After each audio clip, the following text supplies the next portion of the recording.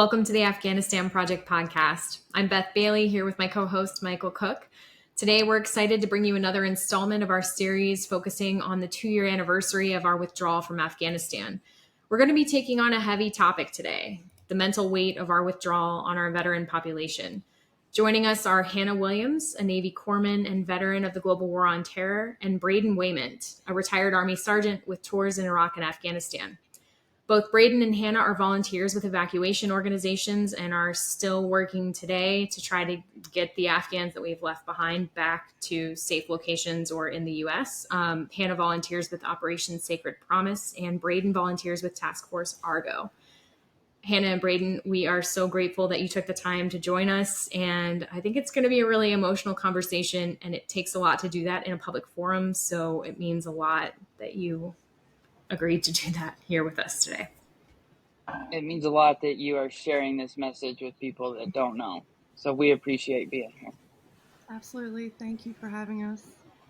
Absolutely. So to start, can you give us each, why don't we start with you, Braden, just because you're at the beginning of the alphabet. I'm going to do it that way. A little bit of background about your military service and why this issue matters to you. So I joined the Army in August of 2001, pre 9/11. I didn't really think it through too much, but I picked chemical weapons specialist. So my first deployment was in the first invasion of Iraq. We were some of the first to cross the border, go up to Baghdad, that whole thing.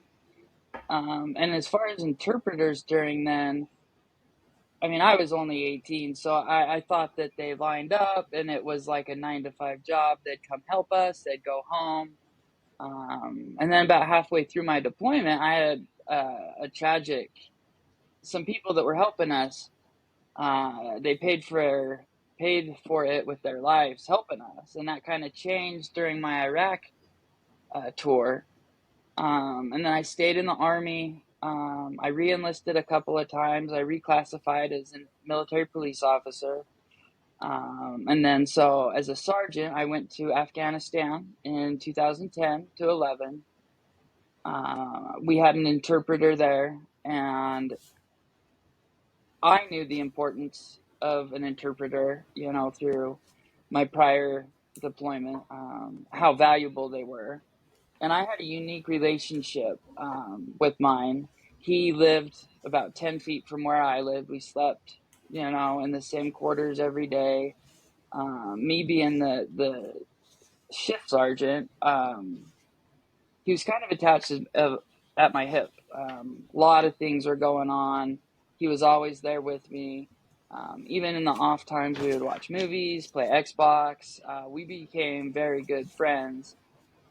He was invaluable in the fact that he could read the local nationals as far as, hey, Sergeant Wayment, this guy, something's not right about him. Or on the flip side, hey, Sergeant Wayment, I know about him. He's no harm to you. And so that deployment was really special, friendship and bonding with him. And I ended up getting medevaced a month before my tour ended. He went home and he got his citizenship here in America. So he immigrated to Chicago, got his citizenship, joined our military as an intelligence analyst speaking Farsi. And unfortunately, we kind of lost contact throughout the years. I medically retired in December of 2013. He would post pictures on Facebook. I'd like him. Hey, my friend, how you doing? All that kind of stuff.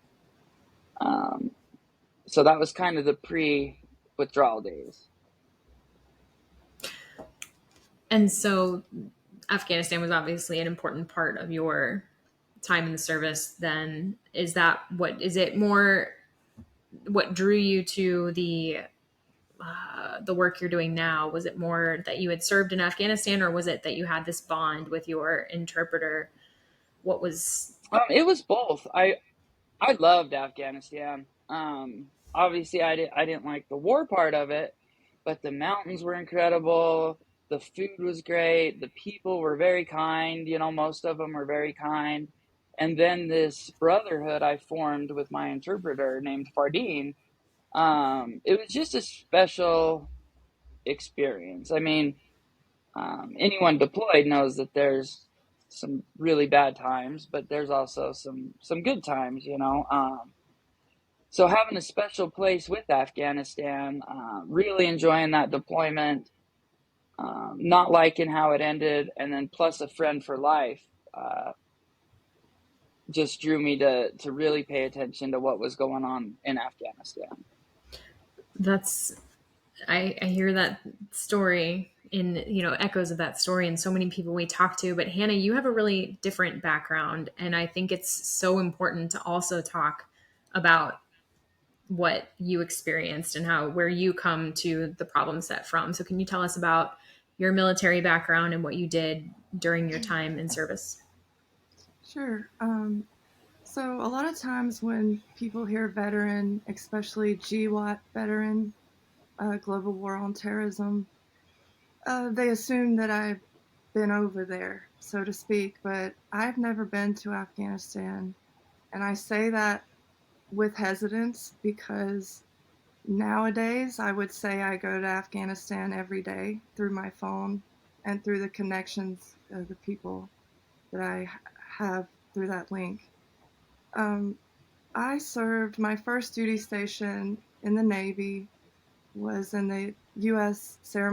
Navy Ceremonial Guard, and I was in 1st Division there, responsible. We had many responsibilities, but my main responsibility was in Arlington National Cemetery, where we performed the funerals. We would do up to 6 a day, 3 before lunch and 3 after lunch. That's where I met my brother Brown. He was also in 1st Division with me. I was firing party. He was casket bearer. I rendered the 21 gun salute. And together in Arlington, it was estimated 2,000 funerals before I left there. 2,000 bodies that we had buried and escorted the families to their final resting place. That's such a heavy burden, I imagine, to bear. It is. It's also a great honor to do something like that and to be there for the families. It was a quiet place. There's these big, grand trees. It's a manicured landscape. I wore white gloves every day to work, so I didn't get dirty. I was under the security of the capital region. It was quite the opposite end of the war for most people, and the final resting place for some people. And go ahead. I don't want to interrupt you. Oh, no, you're fine.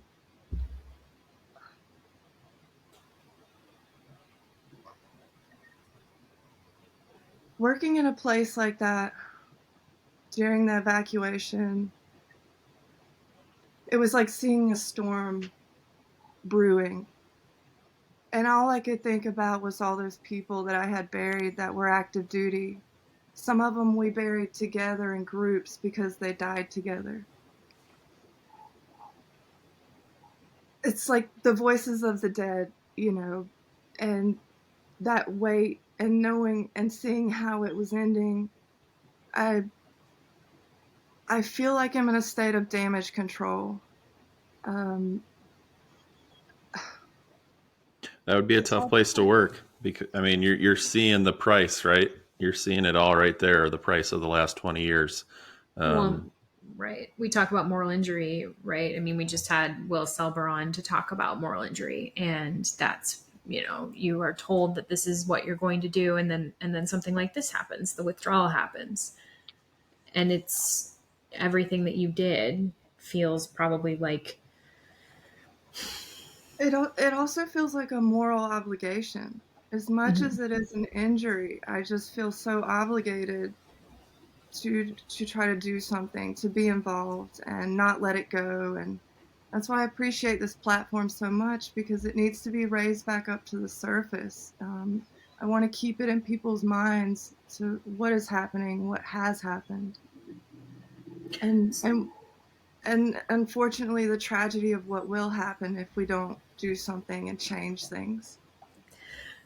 I think this might be a good time to talk about, the difficulty that you had with, you bring up your brother Brown, and I know that there were some struggles there, and we're talking about the mental health cost of our withdrawal, of all of the difficulties that have come after the withdrawal. Would you want to share his story? Yeah, so like I said, Brown and I, we buried people together. We worked together in 1st Division. We were very close. I had a lot of respect for him for many reasons. As a female in the military, he was one of very few that treated me absolutely 100% as an equal, as a shipmate. He never looked at me the wrong way in that light, so to speak. And so very quickly I found myself feeling safe around him. He was like a battle buddy on shore duty for me. And I admired him for that. I remember in Arlington, when we worked together, he had these big bright eyes, and you could just see the whole world reflecting back at you. And his biggest smile would come after submerging from cold water. He was all Navy, all sailor. I mean, he had a wildness about him he was fearless and always ready for the next challenge. He was excited to get his orders to A school from the Guard and go to be a corpsman. He got attached to the Marines. He did all kinds of special operations with the Marines. He could parachute in. He was a scuba diver. He worked with the Raiders. He did multiple deployments to Afghanistan. And I lived through him when he left the Guard because I stayed back and continued to work in the cemetery, which we called our stone garden because we tended to it every day and we watched it grow. And I lost, just like anything growing up with people, you lose contact. And Facebook, all that wasn't really big back then, but we did reconnect years later, and I learned about his service in Afghanistan. Brown, once we reconnected, I could tell he was on a healing journey. He had suffered multiple TBIs, which ultimately led to him getting out of the service in 2015.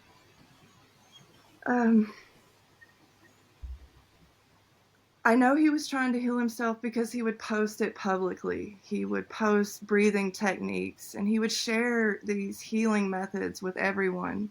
He wanted other people to benefit from what he was discovering.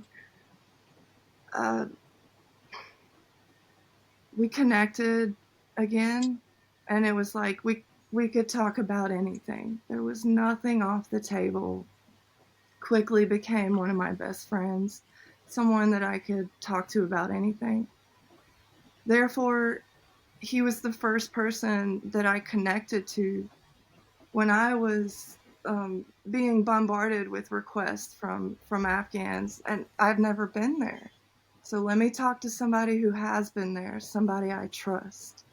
And that was Brown. So he was the first person I called for help. In a way,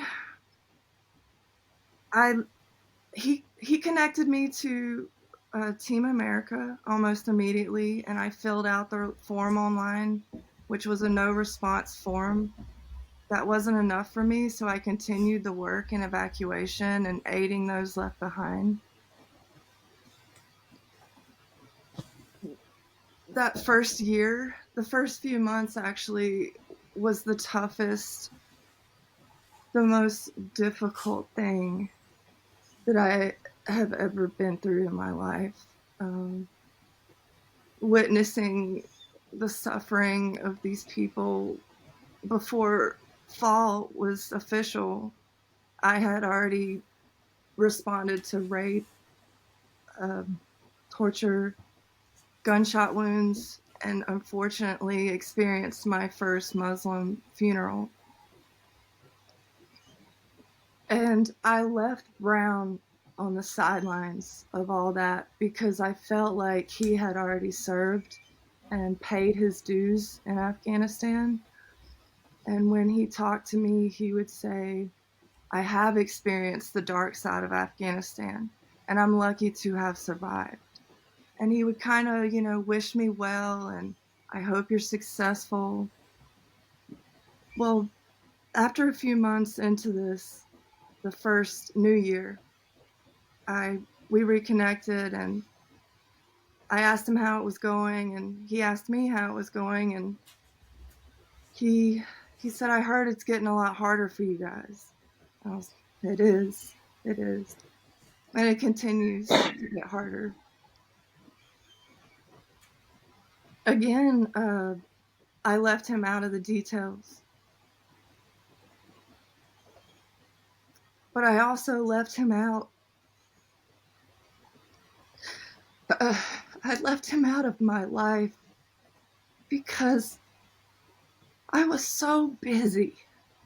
This work has consumed me.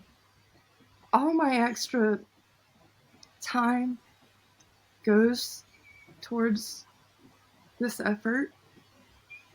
It has been mentally and physically exhausting. I am really tired. And I tell people that I am tired in a way that sleep does not bring remedy. And so there's this layer of guilt and shame on top of the layer of guilt and shame of leaving our allies behind. Because I was focused on the Afghans, and Brown and our communication was not as frequent. Just before my birthday and his beginning of summer, we talked. And we were talking about Afghanistan, and I told him what was going on, and he said he was having a hard time staying positive, and that more than ever, he felt the need to stay positive. And he wished me well. He wished me success in a way that I felt like he was saying goodbye to me for good.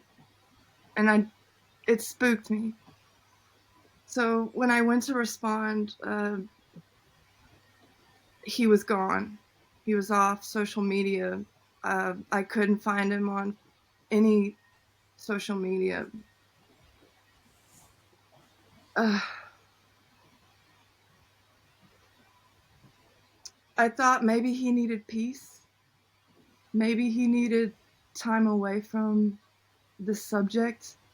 And all I was possibly a reminder of that horror that he experienced. So I let it go.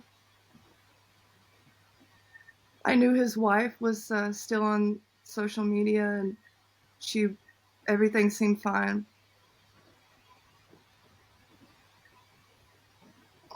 Don't ever let it go. Don't ever let it go. If you think someone is not well, and I had my instincts that he was saying goodbye in a way that was unnatural. Just as I was preparing for the 1-year anniversary on August 1st, the 1-year anniversary of us leaving, and the events that surrounded that, I had scheduled, with the EVAC coalition and some of the working groups that I was in to, to try to bring to light Afghanistan again. On August 1st, the news came across, and I had just gotten out of Operation Sacred Promise, our weekly meeting with the Black Hawk Alliance. I had talked about him during that meeting too. And the news came across that he was gone, and I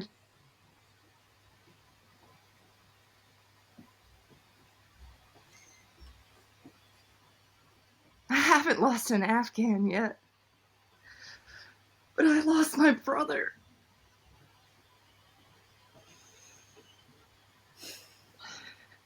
I just remember letting out this scream.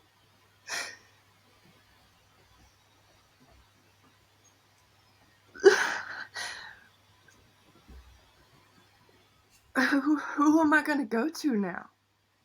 You know? You always, at least for me anyways, I think very selfish when I lose somebody. I think about what they meant to me, the light that they brought into my life. And he was a very important figure. Yeah, I could count on these many hands how many guys I trusted when I was in the Navy with my life. I know that's a strong statement to say when you're in a command of 200 people, but he was one of them. And also, in that month, other things happened, and I just went into a dark place. Like I said, it's layer upon layer of guilt and shame, leaving the Afghans behind. And then in this way, I felt like I left my brother, my shipmate, behind. And I don't think any of this had to be the way it was, you know? I don't think that necessarily we would be here had things been different. And who's to say, why someone does the things that they do? I cannot say that he killed himself for the reason of Afghanistan, or was it the TBI injuries that are so closely related to suicide? But I do know they both have something to do with Afghanistan.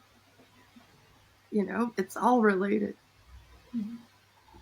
So that was a really hard hit for me. And I think it's a hard hit for all of us, because a community without him in it, a veteran community without him in it, it's not the same. It's darker. It's a darker place.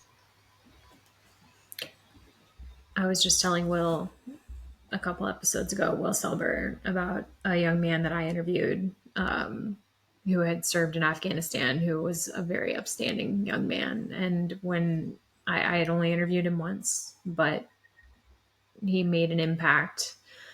And I still recall when I heard that he killed himself, and just feeling bereft. And I barely knew this person. And so, but it was overwhelming, the idea that that's the kind of person you want to stay, you want here, because they are the best that we have, and we're not doing enough in some ways. And yeah, TBI is a very difficult injury, and like you say, you can't say why these things happened, but I'm so sorry for that loss, and for the fact that you're, all of this endless work that you and Braden and other people that we've had on. I mean, you guys are putting in dozens and dozens of hours every week to fixing the mistakes that we made and that we aren't talking about. And so veterans feel like they can't talk about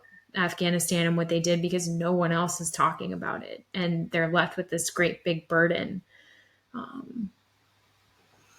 It's just, I'm so sorry. Everything about this journey has been difficult. I'd be lying to you if I said sharing this story, even here and now, it is extremely difficult to do.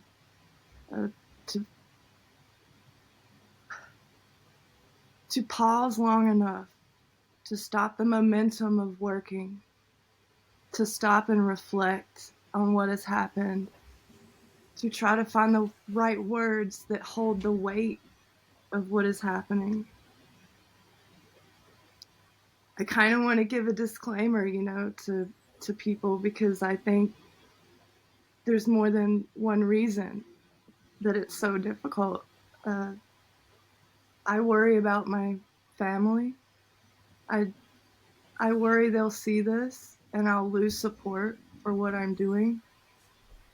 I worry about my teammates that are in this work with me. When I was in the Navy, you'd just as soon get thrown off the ship than to speak negatively or bring up dark thoughts, because it's a seed of doubt that could infect the whole crew, I don't want to be insensitive to the Afghans and the problems that they're struggling with as I bring up my own pain. Mental health can be taboo in that way, in culture. So this is the first time actually that I'm getting this out, because it's such a sad story. It's such a heavy topic. I have been criticized, ignored, ghosted, trying to, and this is after being given permission to speak freely. People distance themselves from me. It's not a subject that is easily talked about or received. Mm-hmm. Well, thanks for sharing that with us. I mean, unfortunately, it feels like, we all have a story of a battle buddy or someone we've served with that has taken their life. And, as a military, as a country, we know we have to do so much better. Yeah. And there are lots of people trying to do that. I mean, I want to plug Fight the War Within Foundation has an excellent, that emerged out of Miranda Briggs lost her husband to suicide. And she has created an effort where anybody can sign on and take a course in how to recognize suicidal ideation in someone else. And I would recommend it to anyone. But even still, you can have those thoughts that this isn't right, but it's really hard to try to figure out, especially if someone's not on social media. If you can't, that's a very, very difficult thing to put on your own shoulders like that too. I wish I could give you a hug. I'll give you a virtual one right now. It's a lot that is on your plate. And I know Braden too. I mean, you've been dealing with a lot since all of this started as well. I mean, when did you get involved with the withdrawal? I know that your interpreter was working to get his family out. Is that when you started your work? Yeah, so with Argo? I believe it was early summer when the Taliban started moving from town to town, slowly taking, different villages. The news would briefly maybe cover it, but my interpreter, Fardeen, would start messaging me like, hey, are you watching this news? And, at first it wasn't clicking too well. Like, yeah, the Taliban's going to do Taliban things and that sucks. But then his family was having to move from up north in the Jalalabad region. Then he'd have to, another week later, he'd send me a message saying, hey, they're moving again. They're trying to get to Kabul. And then when they closed Bagram Airfield, I knew that it was serious. And he says, hey, my family needs to get out. They know who I am because of my work with you. They also know that I moved to America. They know my family. I need your help. So around August, like the first week of August, I started calling every politician I knew, every media outlet I knew, saying, like, hey, this is a big deal. This is something serious that you're in Congress. You should know that this is a big deal. The responses I would get, the first person I would reach out to was a state senator. And I was like, I desperately need your help. Something big's going on. There's a lot of lives in danger. And, well, I'm just a state senator. Okay, do you have a number for, an office number? And I would get we're following what's going on. Well, we're following it. And I was like, all right. And then August, the days started ticking by, and,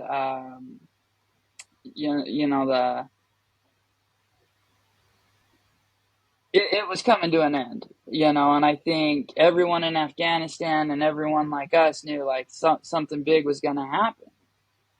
And I called the news media and they would tell me, yeah, we're following the story. And then one morning I woke up and my friend Fardeen said, my family has been taken by the Taliban on their way to HKI, the airport.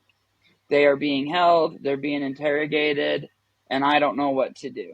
And so I called the breaking news desk and I was like, I can get you on FaceTime right now with some people in Afghanistan. And that was the first time for me, I believe it was about August 12th, that the news media was like, wait a minute, what? You actually know people in Afghanistan? And we did a kind of a breaking news live update, and they would show, this is a checkpoint, and that's my family over there, with zip ties on, and they've done nothing wrong. They're just trying to get to the airport. I raised a little bit of money, emptied the bank account. We were able to send them some money, and we paid off the Taliban, and they, the family went on their way. But that kind of took off. As I was getting 3 media calls a day saying, wait a minute, what? And I would tell the story. But again, like these politicians, I was like, dude, I need your help. Well, I don't technically represent your district. And I was like, okay, but these people need help. Well, if they aren't in my district, I can't help them. And I'm like, well, they're Afghans. So of course they're not in your district, I still, you were elected for a reason. Let's see what you can do. And one of the news stories came, and I got an email from someone that put me in touch with a signal group.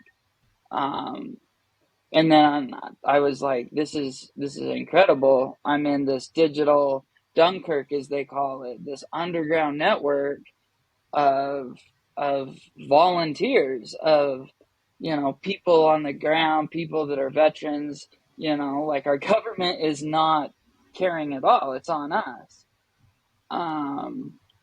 And I would reach out to my active duty friends, and I knew the 82nd Airborne and the Marines were at the gate at the airport. And I was like, I need some contact information. I need some help. And it seemed like at the same time, my friends, because I had their email passwords, so did my interpreter. We all, so if they couldn't respond, they would get these emails from the State Department that says, hey, you're cleared.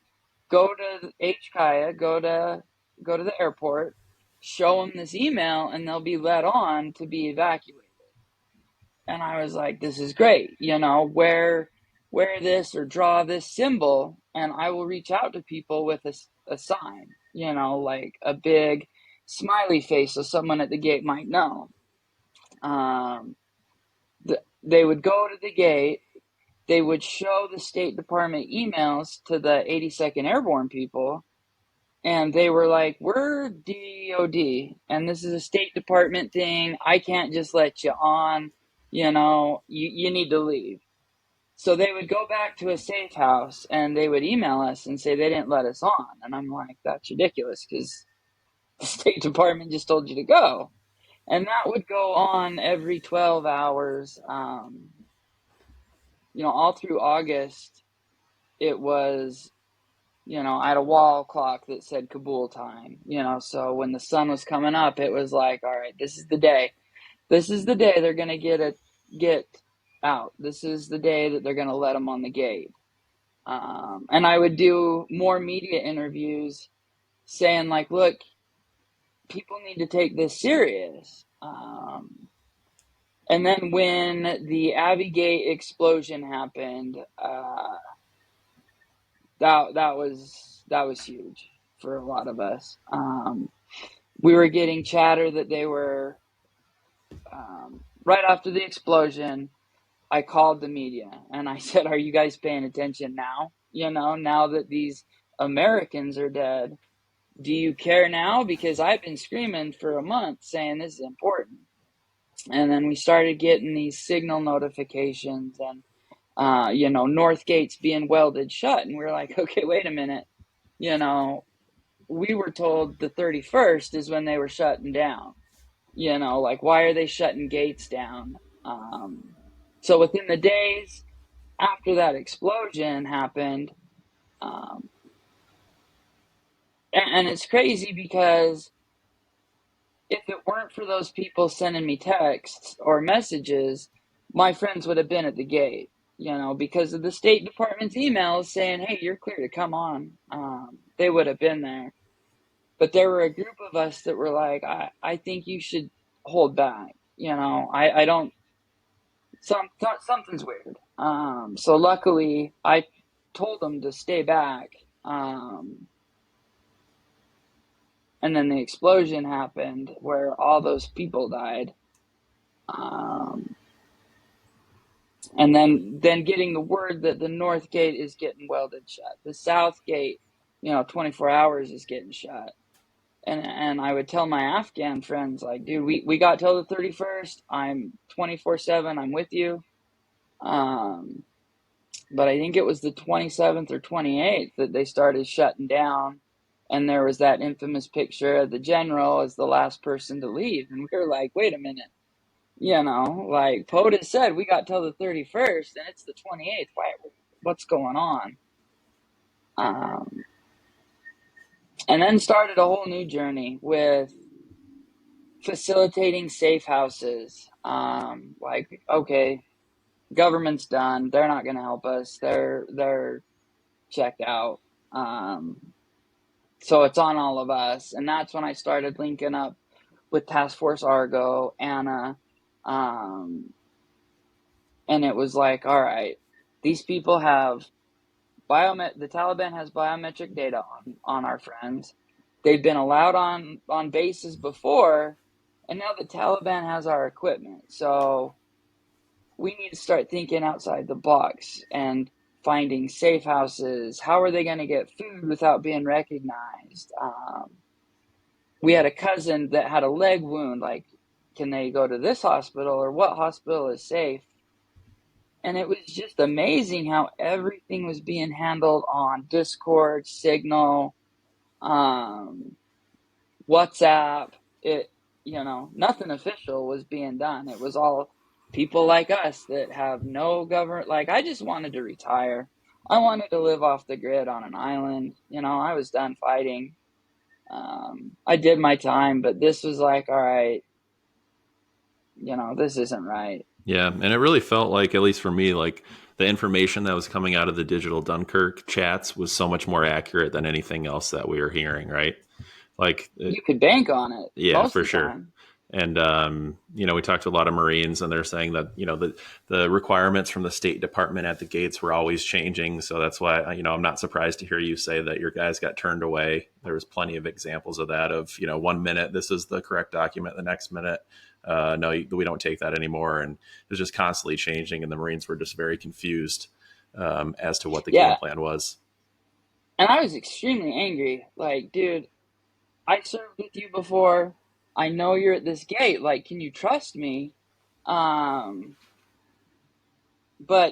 it was kind of a short-lived anger because State Department, DOD, the different task force. Like, I understood the confusion. It was set up to fail from the beginning. No one was talking to each other. The left hand didn't know what the right hand was doing. But yeah, the digital Dunkirk chats were definitely accurate. And if it wasn't for them, my friends wouldn't be alive today. They would have So as we perished start at the coming gate. up on the 2-year anniversary here, guys, I think we're just curious as to, what keeps you guys still in the fight here 2 years later.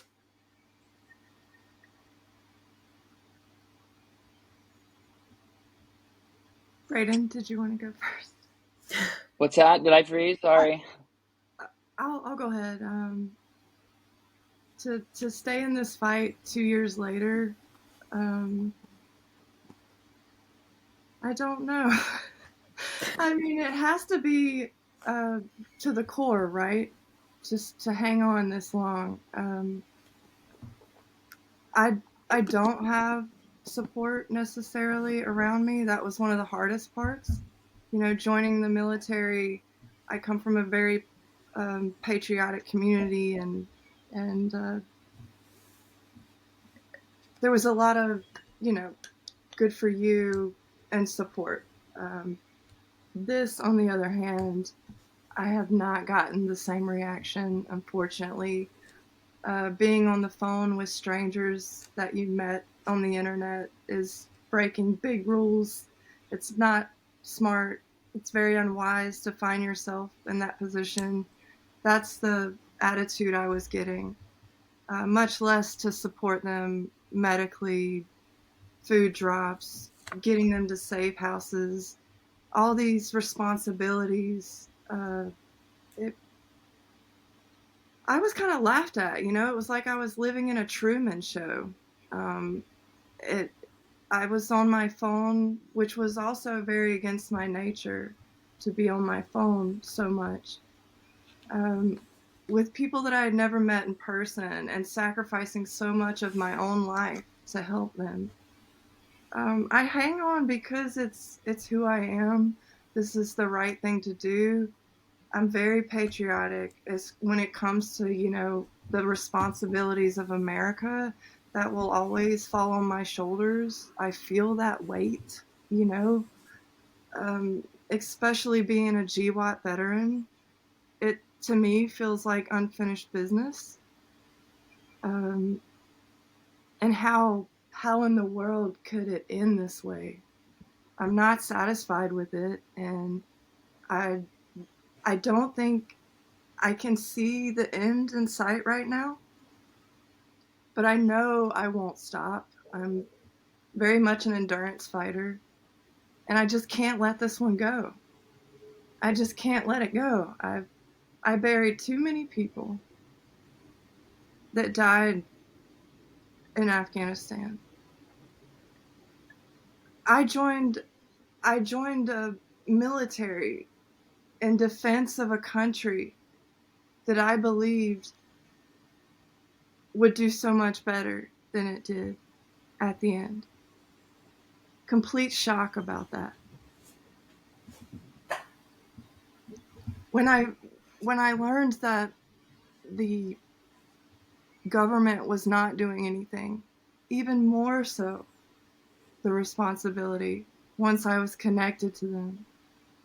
Every day, this is a human being. And it, to me, it goes so much further than just American, Afghan, ally.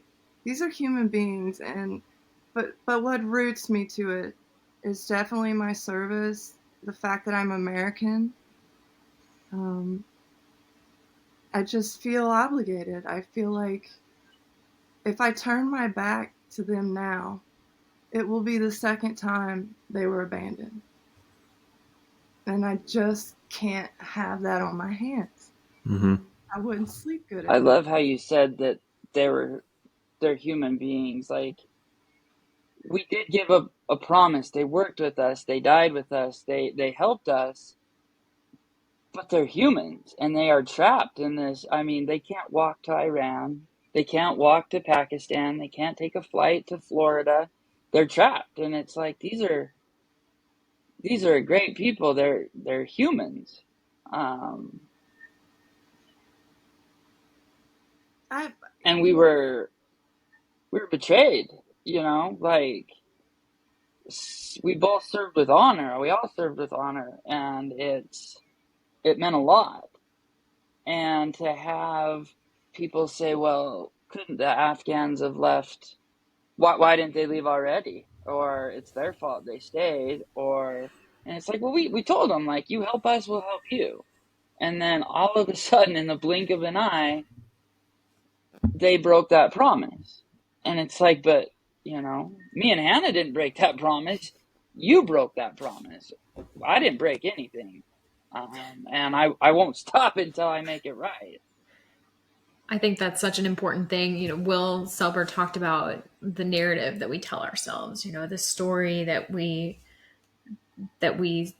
tell about things like this, difficult things that are morally injurious. And I think that the story that the people in the evacuation community are making every day is that Americans don't give up on the people that they care about, whether it's for the motivation like you, Hannah, for all the people that you buried who were there and you're not going to let that go, or for you, Braden, for, you know, the man you fought beside whose family is still there and all the other people who now have come into your network. There are so many people. And I do think too, that there's also a level of, so many Americans didn't have to be touched by this war at all in 20 years. And that makes it really easy for the majority of people to not care. But the people who did touch the war in some way, they do care. They remember that these are human beings. And you guys both said it. And that's something I say often to try to remind people. Afghans are human beings just like us.